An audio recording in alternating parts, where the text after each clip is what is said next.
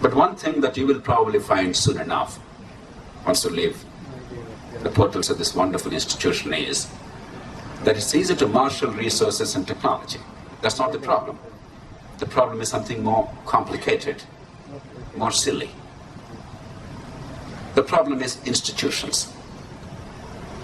Take the tiny country of Finland, tiny in terms of population at least. 500 years ago in Finland, every single birth and every single death was recorded. And if you go to Finland, you can trace the ancestry of every single person to 500 years. And therefore it's a haven for genetic research. Even today in 2011, in the city of Bangalore, now talked about across the world, put us on the IT map of the world. Even in this city, let alone the rest of India, I don't think every single birth and every single death is registered. It's not rocket science. It doesn't require great technology and resources. It requires institution building. We had polio vaccine for decades. It didn't require more technology and resources. That was never the problem. We never had the institutional capacity to deliver. We have the money for rubella, and we have the technology. But even today, we haven't mastered the art of actually vaccinating every single girl child before pregnancy or before marriage.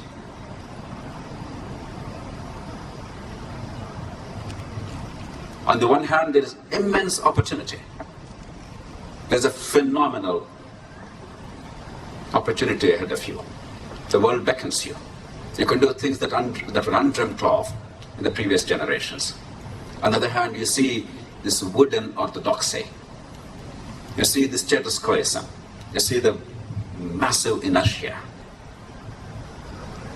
How do you build institutions, social institutions, to be able to accept our technology and resources and to transform themselves? And that's where the future lies. Believe me, I'm sure many of you are concerned about environmental issues, global warming, etc. But we have the technology and resources even today to lick these problems, including global warming, no matter what the scale. But we don't have the institutional capability yet. Sometimes on a global scale, but very definitely on the national scale.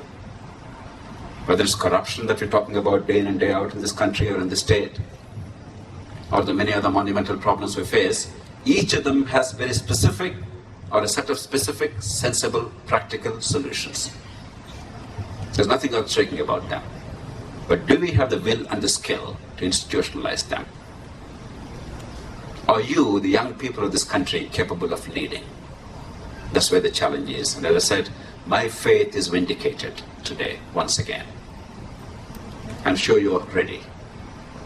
But do not ever shirk the challenge only because it appears to be too monumental, too tough. There's nothing like too big a task. It's only the question of how long the lever is. Never forget that. And we have to do it not because we are charitable and noble and wonderful human beings. I'm sure the question will come from some people, look, I'm very comfortable, I'm happy, I have all the money I need, and I have all the success that I can achieve in social or economic or other terms. So why do I really have to bother? We have to bother because no matter how successful you are, how much of a chief executive you become, an entrepreneur you become, how many millions or billions you make, how much of a mansion you build, the mosquito that has bitten that small little urchin in the neighborhood slum will surely come to your home also and bite your kid or your grandkid. Because you know what? Mosquitoes are truly socialist. They do not respect rank or status or money or position. They don't say, look, this kid is from REVA, Institute of Technology and Management, and therefore off limits. No. The mosquito doesn't understand that. The mosquito does its job and does it rather well. And it endures. And if tomorrow a meteor strikes the earth, we all may perish, but mosquitoes may still survive. And if we want to make sure that you and I and our children don't have the risk of catching dengue fever, for instance, we better take care of mosquitoes today. It's as simple as that. We're not doing it out of charity. We do it out of concern for ourselves and enlightened self-interest. Never forget that. Sometimes in our quest for wealth and success, we forget what true wealth means. To go back to the first point I made, we learned the art of language, the art of speaking, which made us phenomenally successful as species. More successful than any other species, because it gave us the capacity not only to transfer knowledge, but also to work together in teams, collectively. If you forget that, if the individual becomes all important, but the community is completely ignored, then that success is ephemeral. There's no success at all. The ultimate success is the social goods that you build. Even as individual success, and the intellectual athleticism that you can indulge in, and the liberty and freedom that you enjoy, are vital. They're the hallmarks. But the community infrastructure, and the quality of life, and the security, and the sense of cooperation and harmony that we have together, that makes a difference in a society. One thing that struck me today is the diversity. You see an Adil Usman, you see a Brajesh Kumar, you see people from Karnataka, Kerala, Andhra Pradesh, the rest of India. This is wonderful. Celebrate this diversity. Never allow the narrow domestic walls, as Tagore said, to break us as a country. Caste, religion, region, language are a disgrace. Yes, language is something very important. It's the umbilical cord. It's the means of communication. We celebrate our culture and literature, but that should not divide us. 70,000 years ago again, there was a volcano in the present-day Indonesia called Toba, Mount Toba. That volcano erupted, and only 3,000 human beings remained all over the earth. An estimated 3,000 people, enough to populate one village today in India. The number probably is smaller than this campus of this institution. There's 3,000 human beings in all of the world. All of us, whatever your caste, religion, region, language, race, we are descendants of just those 3,000 people. And now we have so many petty differences.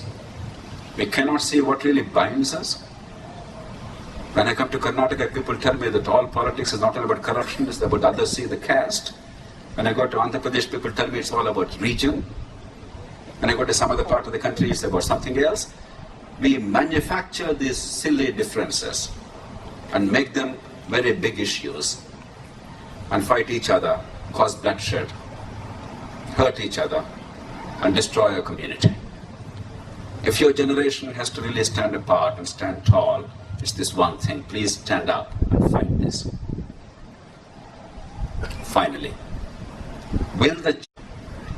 I am absolutely certain it will come about, but it will not come about by a miracle.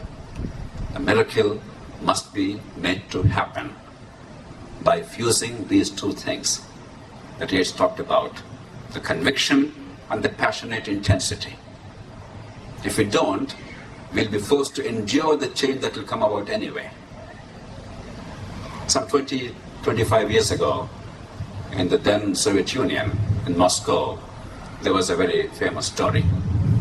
I believe on a bitter, biting winter morning, hundreds of people were queuing in front of a ration shop in Moscow to get a few crumbs of bread for their hungry children at home.